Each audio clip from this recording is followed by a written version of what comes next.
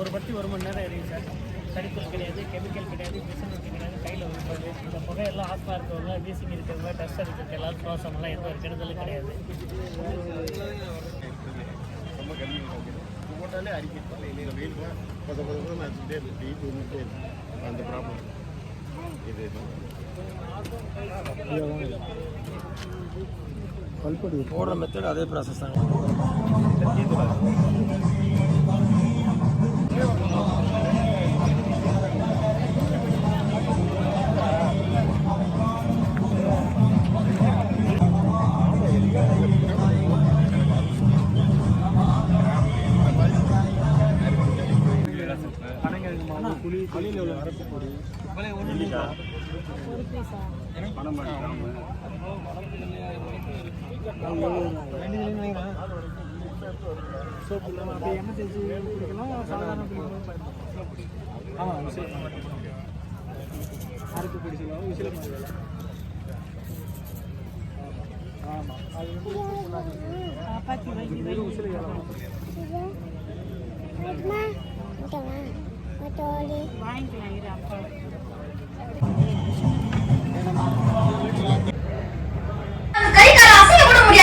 அந்த அளவுக்கு நான் ரொம்ப கஷ்டப்பட்டேன். இந்த கை மடிக்கலாம் இருக்கும், அந்த கை வந்து இப்படி தொடக்கும் போது ரத்தம் அப்படி வடியும். அது பார்க்கும்போது எனக்கு மட்டும் இப்படி இருக்குதுன்னு சொல்லிட்டு ரொம்ப கஷ்டப்பட்டு இருந்தேன். அப்புறமா அப்பா படிச்சாங்க, நிறைய படிச்சு இந்த கல்லுக்கு வந்து குடிச்சா தோல் குணவியா இருந்துச்சு, சாரி தொழுநோயை குணப்படுத்தும் அப்படிலாம் வந்து சொல்லி படிச்சிருந்தாங்க. தொழுநோயை குணப்படுத்தும் போது என் பொண்ணுக்கு இருக்க இந்த தோல் வியாதி ஏன் குணப்படுத்தாது அப்படின்னு சொல்லிட்டு மருந்தாதான் கொடுத்தாங்க எனக்கு. ஒரு கிளாஸ் தான், ஒரு கிளாஸ்ல காலையில ஒரு கிளாஸ், சாயந்தரம் ஒரு கிளாஸ் மட்டி வச்ச கல்ல இறக்குற உடனே அப்படியே எடுத்துட்டு வந்து கொடுப்பாங்க. அதை நான் டெய்லியும் மருந்தாதான் எடுத்துக்கினேன். அதை குடிச்சதுக்கு அப்புறம் எனக்கு அந்த தோல் வியாதி அப்படியே போயிடுச்சு. அதுக்கப்புறம் எனக்கு கொஞ்சம் கூட வரல. ஆனா எனக்கு நிறைய வந்து மருத்துவம் நான் எடுத்திருக்கேன், நிறைய மருந்தெல்லாம் பார்த்து இருந்து அப்படியே சரியாயிட்டே வரும், மறுபடியும் வந்துடும். ஆனா கல்லு குடிச்சதுக்கு அப்புறம் அது அந்த தோல் வியாதிக்கான சிம்டம்ஸ் எனக்கு அதுக்கப்புறம் காட்டவே இல்லை. அதுக்கப்புறம் இந்த கல்லு மேல ஒரு லவ் வந்து மறுபடியும் நான் வந்து பணமாரி எனக்கு கத்துக்கணும் அப்படின்னு சொல்லிட்டு ஆசைப்பட்டு நான் வந்து பணமாரி ஏறினேன். நான் பணமாரி ஏறத பார்த்து எங்க அப்பா வந்து நல்லா ஏறினால என் பொண்ணுன்னு சொல்லிட்டு எனக்கு பணமாரி ஏறது நுணுக்கெல்லாம் சொல்லி கொடுத்து நான் கல் ஏற்க சொல்லி கொடுத்து பணமாரில இப்ப எல்லா வேலையும் எனக்கு சொல்லி கொடுத்துட்டாங்க. நன்றி. கட்சியில அதே போல பாசறைகள் இருக்குது, எல்லாத்துக்கும் பாசறை இருக்குது. மேல்வர் பாசறை, நெசவாளர் பாசறை, நிறைய இருக்கு இல்லைங்களா? உழவர் பாசறை இருக்குது, சுற்றுச்சூழல் பாசறை இருக்குது, எல்லாமே இருக்குது இல்லையா? ஏன் அமைதி பாசறை இல்லை?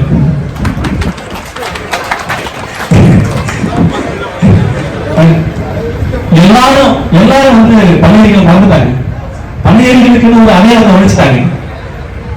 தொடர்ந்து கட்சி ஆரம்பிச்ச முதல் நாள் இருந்து இன்னை வரைக்கும் பண்ணைக்காக அவ்வளவு திட்டங்களை வச்சிருக்கிற ஒரே கட்சி நாம் தமிழர் கட்சி. நாம் தமிழர் கட்சியில கூடிய விரைவில் பண்ணையர்கள் பாசறை அப்படின்ற ஒண்ணு உருவாகணும். அது என்னுடைய விண்ணப்பமா இருக்குது. அந்த கூடிய விரைவில் செய்வாரு. ஒரு கிலோ தக்காளி கத்திரிக்காய்னாப்பா, ஒரு கிலோ கத்திரிக்காய்னா ஒரு 15 காய் இருக்கணும்பா. குறைஞ்சது ஒரு 15-20 காய் இல்ல 10 காயா இருக்கணும்பா. அது ஒரு கிலோ 10 காயை விளைவிக்கிறது கஷ்டம்ட்டு ஒரே காய் 1 கிலோ ஆக்கணும்பா. அப்படி அதாங்க மரபணு மாற்றி. அந்த விதையை எடுத்துப்பா, அதுல மரபணுவை மாற்றி இப்ப தக்காளிப்பா 2 நாள்ல கட்டு கீழே போட்டினா டக்குன்னு தெரிச்சு. இப்ப கீழே போட்டினா குதிச்சு வர குடிச்சு விளையாடலாம். ஏன்னு கேட்டீங்கன்னா தக்காளி எடுத்து அந்த விதையை எடுத்து மரபணுவை மாத்தி தவளை கொழுப்பு, இந்த கொழுப்பு விளம்பரம் அது ரப்பர் மாதிரி ஆயிடுச்சு. கேடாது. ஆப்பிள் எத்தனை நாளைக்கு இருக்கும்? ஒரு அதிகபட்சம் 2-3 நாள் ஆகுதுங்க. இப்ப 6 மாசம் வரைக்கும் இருக்கும். ஏன்? அதை எடுத்து மெழுக தடவி அப்படியே வச்சிடலாம். நீ எது ஒண்ணு நம்பிக்கையோடு சாப்பிட முடியும்? வாழைப்பழத்தை சாப்பிடுவியா இல்ல கொய்யா? கொய்யானா எவ்வளவு இருக்கு? இவ்வளவு கொய்யானா இவ்வளவு பெருசு. திருக்குள்ளாப்புல வர முடியும். கொய்யா கொய்யா எத்தனை மாசம் ஆகும்? 6 மாசத்துல நல்லா காய்ச்சிருந்தாங்க. கொய்யா மரம் செடி எல்லாமே மரபணு மாற்றப்படுது. ஏன்னா உற்பத்தி பெருக்கத்துக்கு, உற்பத்தி மரபணு மாற்று உற்பத்திக்கு அந்த விதைகளை அந்த உணவுகளை சாப்பிடும் போது மனிதனுடைய மரபணு மாறிடுது. மனிதனுடைய மரபணு மாறும்போது எதற்காக என்ன நோய் வருதுன்னு தெரியாம போய் இவ்வளவு சிக்கல் இருக்கு.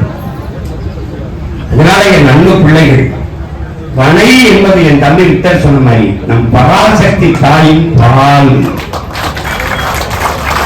ஆனா கருப்பா இருக்கிறதுனால அந்த கருப்பட்டியை விரும்ப மாட்டேன். எருமை பாலை குடிக்க மாட்டேன். கருப்பா இருக்கு எருமை என்கிட்ட வந்து சொல்லுது, நான் கருப்பா இருக்குன்னு என்னை கண்டுக்க மாட்டேங்கிறாங்க. அதுவும் கருப்பு தாண்டா. அதுல இருந்து அவள் இனிப்பான 17 சக்கரை வெள்ளம் வருது.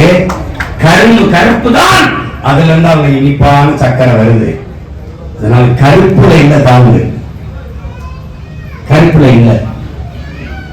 கருகருன்னு மேகம் இருந்தா தான், வெள்ளைய மேகம் இருந்தா மழை இல்லை உடன் பிறந்தானே. கருப்பானால் தான் மழை. கருப்பு போய் கருப்பு என்பது வெறுப்பல்ல, வெள்ளை என்பது அழகல்ல நிறம்.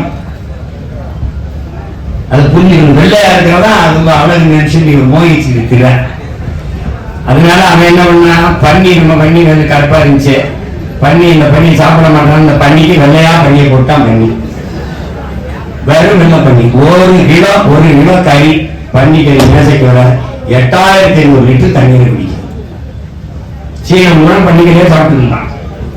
தண்ணியை ரொம்ப குடிக்கிறான்னு நிறுத்திட்டான். ஆரஞ்சு பழம் நிறைய பிரான்ஸ் ஏற்றுமதி செஞ்சுட்டு இருந்துச்சு. ஒரு பழம் அப்படி கைக்கு 90 லிட்டர் தண்ணீரை குடிக்கிறதுனால நிறுத்திட்டான். ஏன்னா அது புரிஞ்சா காக்கோட தண்ணி வர மாட்டேங்குது, இது 90 லிட்டர் தண்ணீரை குடிக்கிறா, நிறுத்துறான். ஏன் அவன் தண்ணீரை உயிரான நினைக்கிறான். நீர் பொருளாதாரத்துக்கு பண்ணிட்டான். இவன் நீரை முதலாளிக்கு உறிஞ்சி வித்துட்டான். கேடுகட்ட தேசத்தில் நாம் நின்று கொண்டிருக்கிறோம். இதையெல்லாம் மாற்ற வேண்டும் என்றால் சிந்தனை மாற்ற வேண்டியது. தனிமனித அபிமானங்களை ஏற்று தலைமையேற்ற அரசியல் செய்வதை விட்டு உயர்ந்த தத்துவத்தை நோக்கத்தை தலைமையேற்ற அரசியல் செய்கிற நிலைக்கு என்னரும் தமிழ் தம்பிகள் மாறணும்.